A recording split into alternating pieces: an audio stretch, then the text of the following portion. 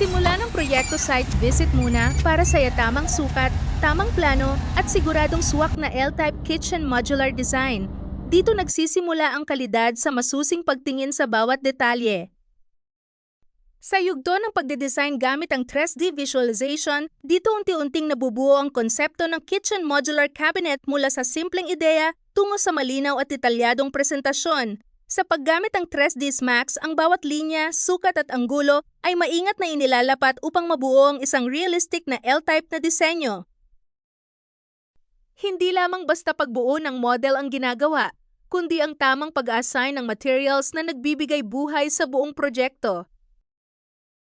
Ang toe kick ay hindi lamang para sa aesthetics, kundi nagsisilbi rin itong proteksyon laban sa dumi, tubig at araw-araw na paggamit. Kaya naman ang pagiging masigasig sa pag-a-assign ng materyales dito ay nangangahulugan ng pagtiyak na ito ay matibay, madaling linisin at tugma sa design ng buong cabinet, lalo na kung ito ay may marine glossy white finish at granite countertop.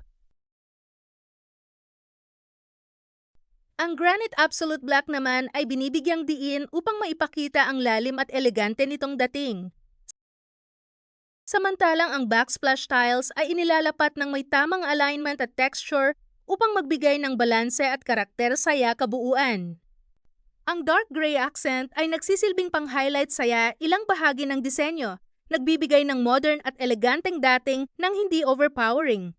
Ang marine glossy white finish ay maingat na inilalagay upang makuha ang tamang kintab at kalinisan ng itsura. Sa puntong ito, nakumpleto na ang pag-assign ng mga materyales, isang mahalagang yugto kung saan ang bawat bahagi ng kitchen modular cabinet ay nabigyan na ng tamang kulay, texture at karakter. Mula sa marine glossy white finish hanggang sa granite countertop at backsplash tiles, bawat detalye ay maingat na inilapat upang makabuo ng isang maayos at balanseng disenyo.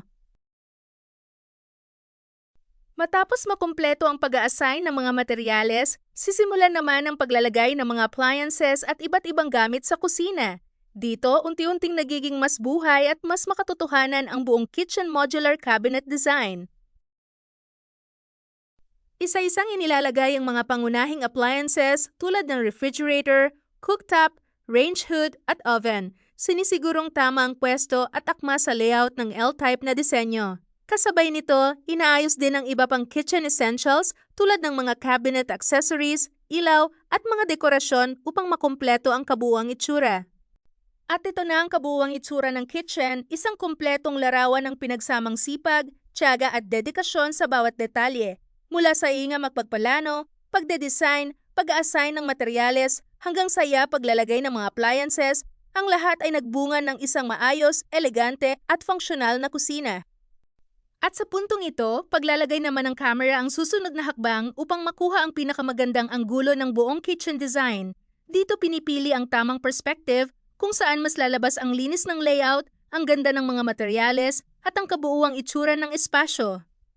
Sa bawat galaw ng camera, sinisigurong makikita ang balanse ng L-type na disenyo, pati na rin ang detalye ng bawat bahagi mula cabinets hanggang sa countertop at appliances. Hindi ito basta pagkuha ng view, kundi isang maingat na pagpili ng anggulo na magbibigay buhay sa buong proyekto. At sa rendering process na naman, dito muling binibigyang buhay ang buong kitchen design sa mas malinaw at makatotohanang paraan. Matapos maayos ang camera angle, sisimula ng pagproseso ng ilaw, anino at reflections upang makuha ang pinaka-realistic na resulta.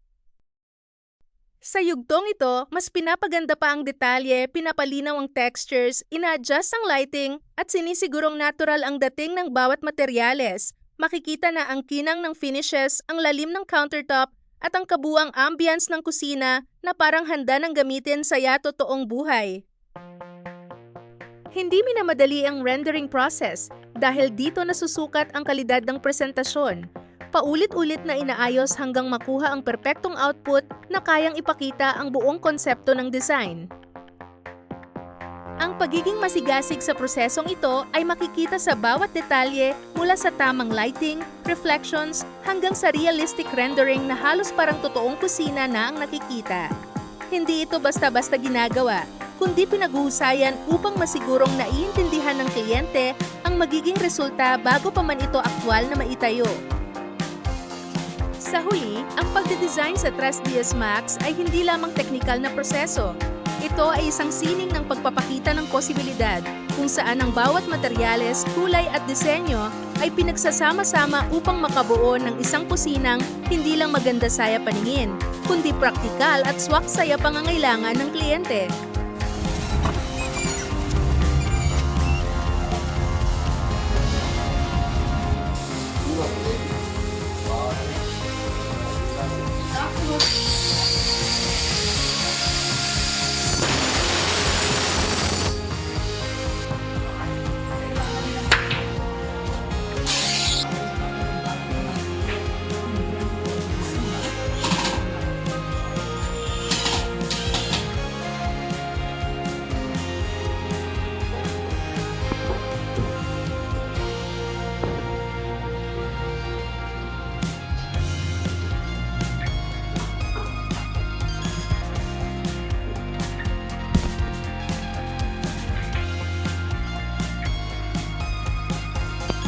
Kembali niya ako tuloy apit na lasing ko.